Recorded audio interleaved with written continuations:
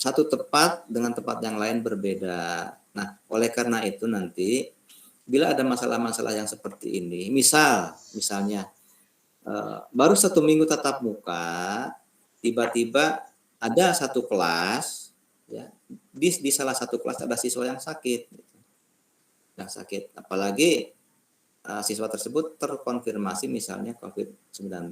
Misal ini Bapak Ibu ya, misalnya ada 7, katakanlah SMP DNT yang besar, kalau yang kecil barangkali tidak terlalu rumit ya. Di SMP 1 DNT ini untuk kelas 7 misalnya ada kelas 7A sampai F gitu ya. Tiba-tiba kelas 7A ada yang sakit siswanya.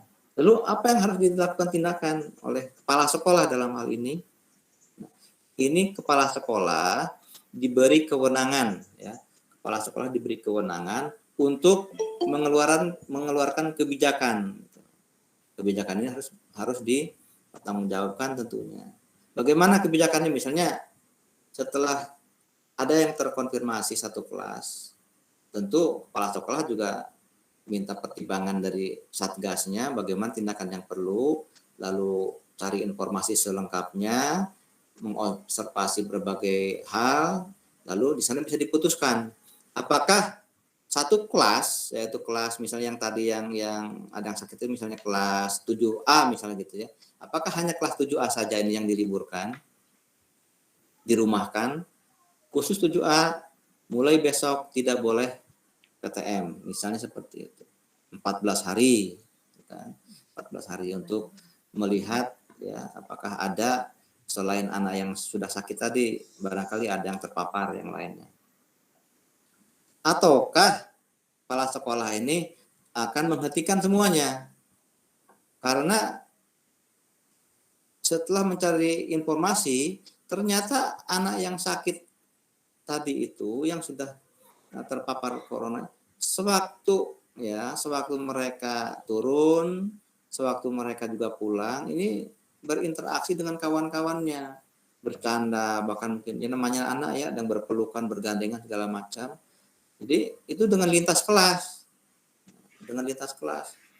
Nah, khawatir kelas-kelas lain juga terkena, maka kepala sekolah menyatakan sekarang tunda seluruh sekolah dari kelas 7, 8, 9 semuanya dirumahkan lagi selama 14 hari.